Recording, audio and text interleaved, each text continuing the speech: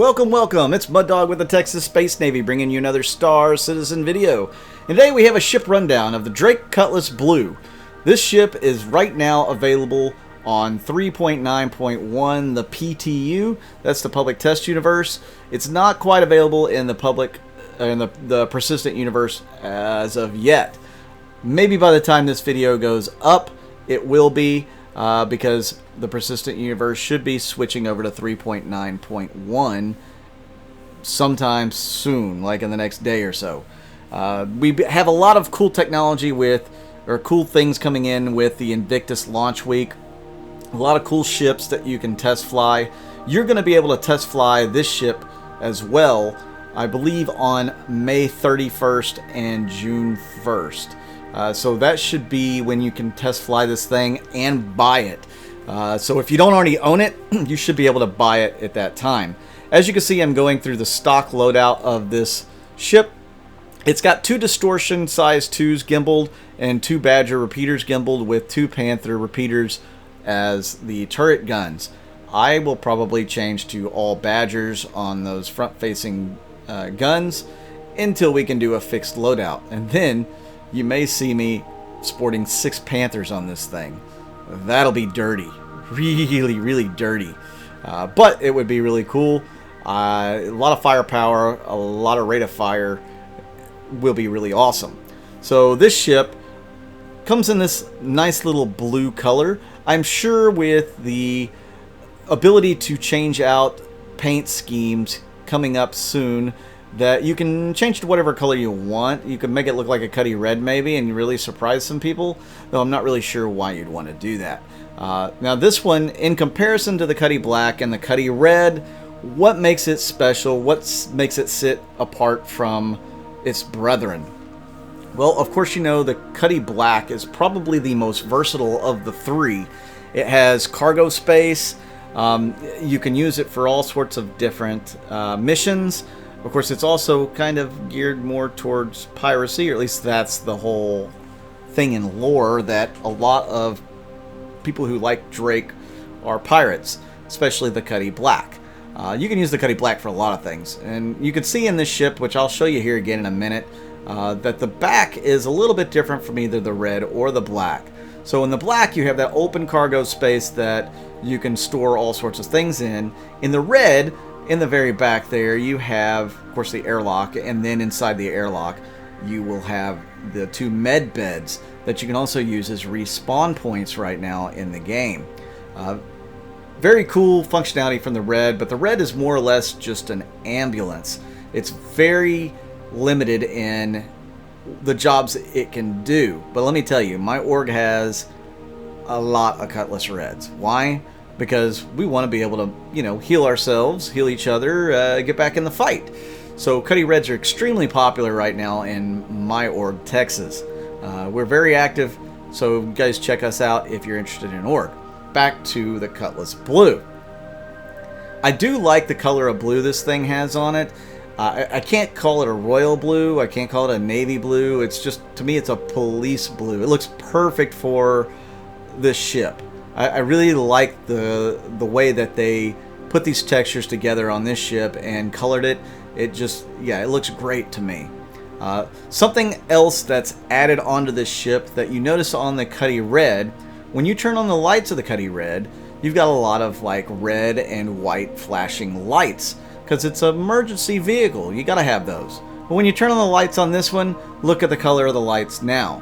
You've got red, white, and blue. Just like you would on a lot of police vehicles in today's world. So a lot of cool lights, but they're not bright enough. I want them brighter. I think they should really stand out.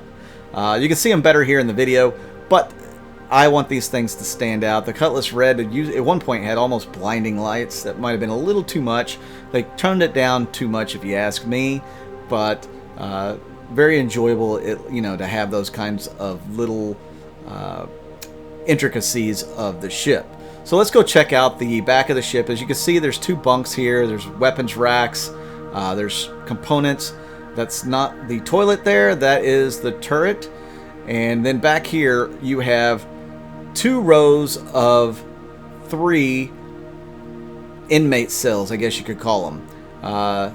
And then another 2 rows of 3 as well over here. So for a total of 12 of these little inmate cryopods, prison pods. I don't know what you want to call them. They're kind of tiny. I'm surprised that people can actually fit in them because they're not real wide. But really neat that they have these just stacked here in the back. It's kind of these are actually smaller than the prisons on the Caterpillar for the prison transport mission, The Price for Freedom. So that was really neat. Who's going to use this ship? Well, bounty hunters for sure. This thing is going to be a really good bounty hunter. I believe it'll be better than a Hawk. It'll be better than an Avenger Stalker. So, I think it'll be better than either one of those ships at bounty hunting. It's going to be the most armored of the Drake Cutlass line.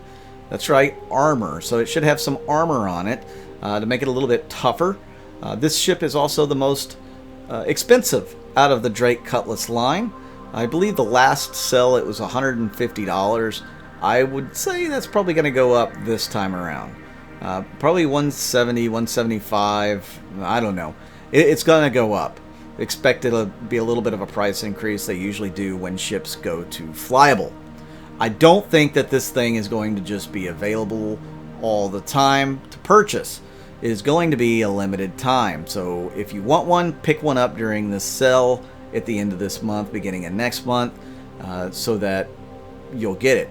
Otherwise, you'll have to wait for a special sale, maybe like the anniversary sale, something along those lines, before you can grab one of these. This thing has pretty good speed. It moves, I think, 170 on SCM speeds and around 1140 something.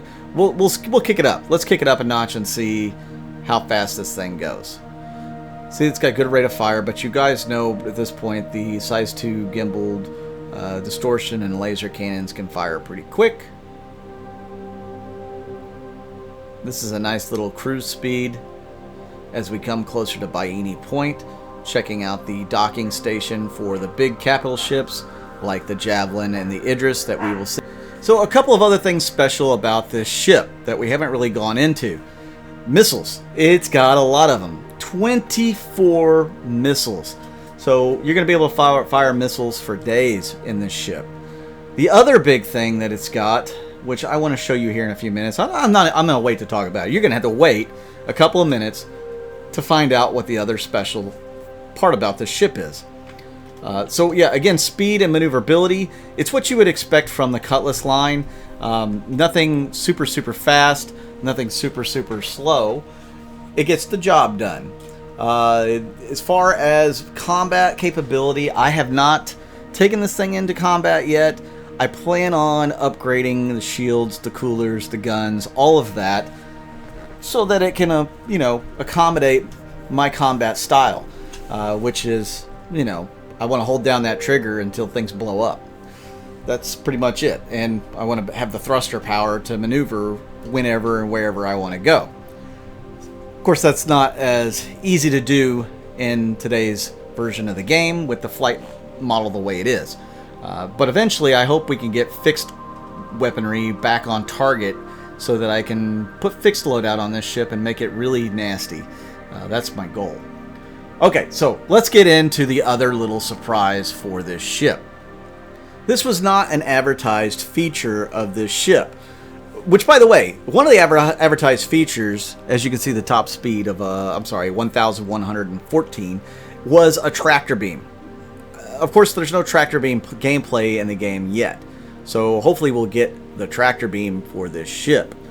But, as you can see, it has a quantum interdiction device. So, I'm sorry, not an interdiction device, but a dampener. Interdiction device is something that the Mantis has that you can pull people out of quantum. This will only keep people from quantuming away from you. So you can turn this on and go chase after your bad guys that you're preying on.